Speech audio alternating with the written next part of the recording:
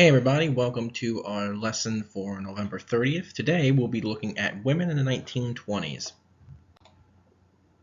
So our objectives and standards to compare the lifestyle of women in the 1920s to the lifestyle of women today, analyze how the expansion of business and industry affected women, and explain the challenges that face families in the 1920s.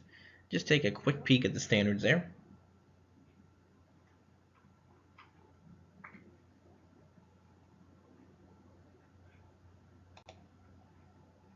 Desired result, how did life change for women during the 1920s? Again, remember, this will be kind of one of your questions at the end of the lesson in the questions today, so please think about this as we go through the lesson today. How did life change for women during the 1920s? Vocabulary, flapper, a young woman who accepted new fashions and attitudes about life during the 1920s.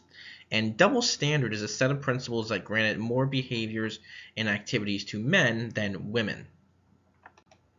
Alrighty, so young Americans change. After World War I, many young Americans looked for ways to enjoy themselves. Obviously, many people were in the 1920s, but young people especially were looking for ways to explore and have fun. Women especially looked for new ways to explore themselves and turned away from traditional views. They also looked to gain equal rights as well. One of the ways that women did this was through the idea of the flapper. A new vision of the young American woman came into sight.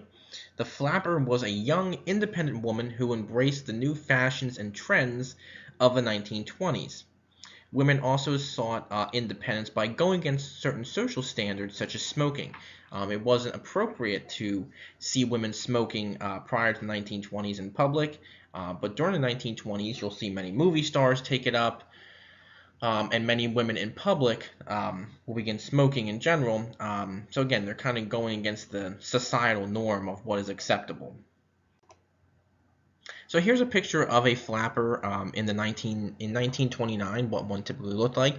A couple of things I want to point out. You'll notice the short hair, which they called the bobbed haircut. So women are not going to wear long flowing hair anymore. Now again, this isn't every woman, but the style and fashion at the time was a shorter haircut, what they called the bobbed or the bob cut. You'll notice jewelry. For example, here on this woman, she has a beaded necklace on, so jewelry was also very fashionable. Also makeup, I'll go this side here. Women are going to be seen wearing much more makeup, lipstick, eyeliner, things like that.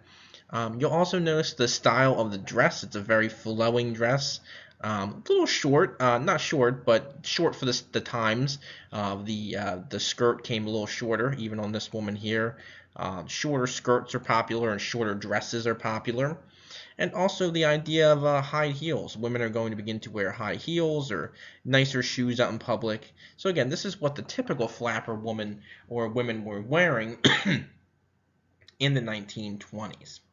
Let's take a moment and look at that for a little bit.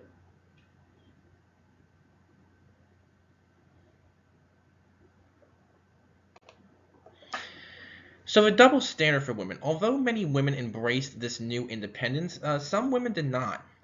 Again, not every woman is going to become a flapper. Not every woman is going to go smoking. But again, the general idea is many women are looking for ways to gain independence and freedom from old traditional views. There's a double standard, though, that allows men to act with more freedom than women in terms of dating. So, for example, it might have been okay for a man to be dating multiple women or have dated multiple women, whereas for a woman, it wasn't seen as in society as acceptable. So if a woman was dating multiple men or had multiple boyfriends at one point in the 1920s, people kind of looked at that a little shady, while it was okay for a man to do that. So again, there's this double standard of why is it okay for a man to go out and drink and smoke and have multiple girlfriends when it's not okay for a woman to do that. So again, just something to think about. And women are also going to be torn between the traditional view of the old way of life and the independence of the new. So many women are going to, especially younger women, maybe go out and try the city life, but they're going to be torn between, that traditional way of life of having a family and, having a husband, and things like that. There's also going to be new roles at work. Women are going to turn to traditional female professions such as teachers, secretaries, and nurses, but others are going to work as typists or clerks in offices or factories. And a small amount of women were actually able to become pilots or drive taxis, and even some women actually did drill work on oil rigs, which I think is pretty cool. You have to be pretty tough, even as you have to be tough as anybody to work on an oil rig, whether you be male or female. So in the 1920s, we even had female oil rig workers, which is pretty cool. But however, despite maybe some advances in the roles at work, they're still going to face discrimination and inequality at work as well. There's also going to be a changing home life for women. The birth rate had been declining, and it even dropped further in the 1920s. And this is due, in fact, to the introduction of birth control information. So many women are going to be learning about both birth control or different birth control methods or information. So this is going to limit the rise of families. But appliances and new technologies are also going to make life at home easier too. Things such as sliced bread. Before that, you had to buy your own loaf of bread at the baker or whatever, and you sliced it yourself. It was a whole loaf of bread. Seems crazy to us today, but because we just buy sliced bread pretty much anytime we want.